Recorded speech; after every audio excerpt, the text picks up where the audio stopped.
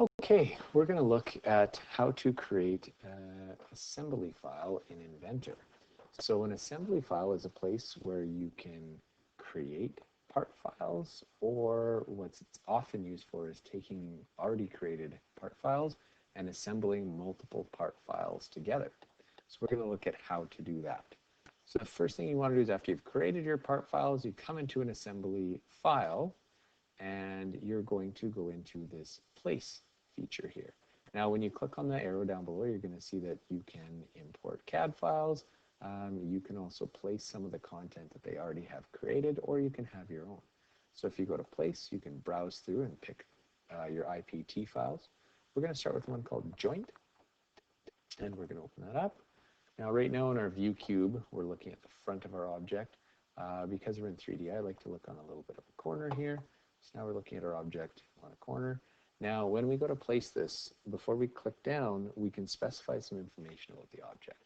So if we want, we can rotate it on our Z-axis, our X-axis, or Y-axis to get it into the orientation that we want.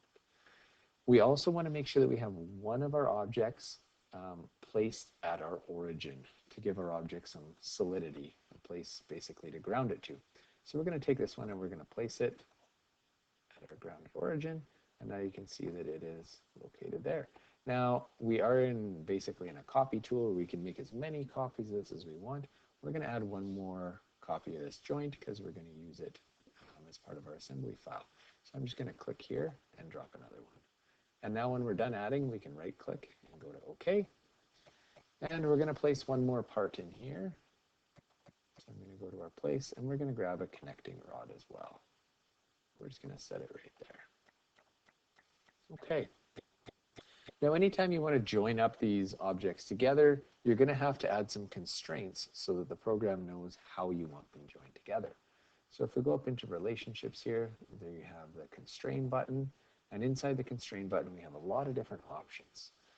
So today we're just going to stay in this assembly tab. And within our assembly, we have 5 different types of extrusions.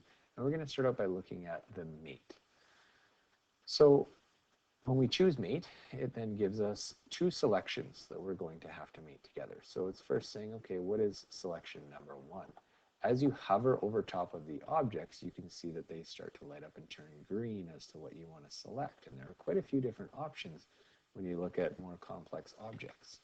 So we're going to start out with our connecting rod here. And when we go to select it, we have the option to select the axis of it, or we could select the face. And we're going to start by selecting the face. Now you can see that our selection box clicks over to number 2 and asks us for our second selection. So for our second one, we're going to select this face right here of our joint. Now you can see that it snaps them together. Now within our solution here, we could keep it on mate, or we could switch it over to flush. And when we do that, it flips it around. And you can see here that we have 2 arrows. Flush is going to point those 2 arrows in the same direction, whereas mate is going to point them in opposite directions. Now right now in this, we want these 2 surfaces to be exactly flush to each other. However, if you wanted them to be a set distance, you could control that in your offset option right here. Once we have that done, we're going to hit apply. And now we can see that if we go over here, as we hover over top of our objects, we have joint number 1 and joint number 2 in our connecting rod. If we open up the little tabs here, we can see that it lists a constraint. So joint number 1 has a flush constraint with our connecting rod. Now you're going to notice here that we have this joint is pinned down. So if I go to grab it, it says no, it's pinned, it won't move. Whereas this joint is free floating right now. It isn't connected to anything yet. So we're going to try and constrain it at some point and connect it to the rest of our objects here. Our connecting rod can still be moved, but it is basically has this face and this face on matching plane. Okay, let's add some more constraints to this. What we'd like to do is take this connecting rod and get it into this hole right here so that we can have it sitting in there. All right, so to do that, we're going to go into constraint again, and we're going to do another mate constraint. And this time we're going to mate the axis of our connecting rod and the axis of this hole. So I'm going to hover over top. I can see now that it's selected the axis. I'm going to click on that. There's our first selection. Now our second selection is going to be the axis of this hole here. And now you can see that it has joined those together, and we're going to click apply.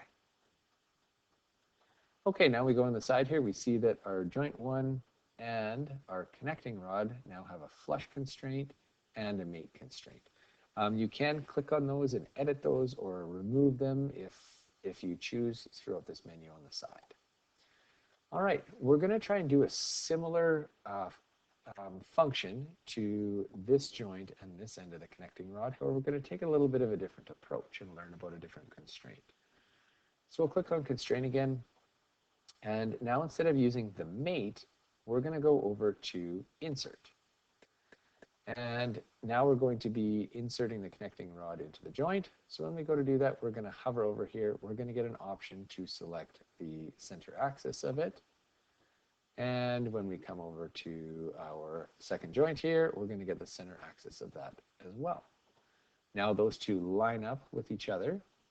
And we have two options in our solution. We can choose opposed or we can choose aligned. So for the orientation that we want, we're going to want to flip that around and align those up. Click apply. And now we can see down the side here that we've now created joint 2 with an insert constraint to a connecting rod insert constraint. Now again, when we go to grab this, that can't be moved. This connecting rod can't be moved. This joint can still be rotated. So if that's something that we want, we can keep that there. If we don't want that, we can constrain that so that it won't rotate on us. So if we go to constrain, there's a few different ways you could do this. One way would be to say click on flush, and we could say make this surface and this surface constrained. So now they are on a matching plane. Now, we might want to be able to move that as well. So instead, we could cancel that, and we could look at our angular constraint.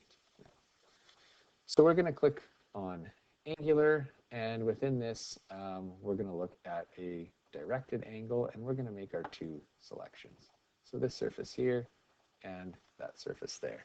Now, if you did want it to be at a certain angle, you could type that in and say, well, we might want that at 30 degrees, and it'll automatically rotate it to 30. We're going to keep it at 0 right now, and we're going to apply that constraint.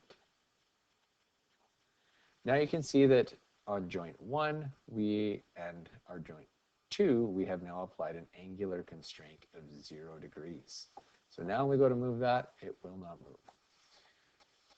We could also use a feature on this that will allow it to automatically move. So if we go over to our angle constraint here, we right click on it, we can select our drive tool. And what this is going to do is allow us to have a controlled rotation of this. So right now we have starting at 0 degrees, ending at 10 degrees. If we want to see what that looks like, we can hit run it forward, and it rotates it 10 degrees. We can then choose to run it backwards, and it'll rotate it 10 degrees.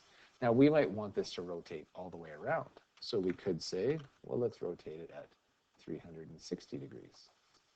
And now we can see that it will spin all the way around for us until it gets 360 degrees.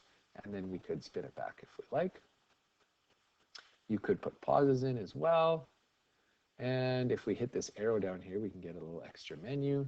And what we could do right here is we could choose our repetitions. So if we want it to continuously rotate, say 3 times, we could type in 3, run it, and now you can see it's going through the position of degrees here. It's going to spin around a full 3 times. While that's spinning, we could also look at our speed over here. So right now it's set to 1 degree increments. If we wanted to speed that up a little bit, we could go in here and we could select, say, 5 degree increments. So we'll put in 5, and now we'll watch the speed of it going backwards, and you can see that it's quite a bit quicker.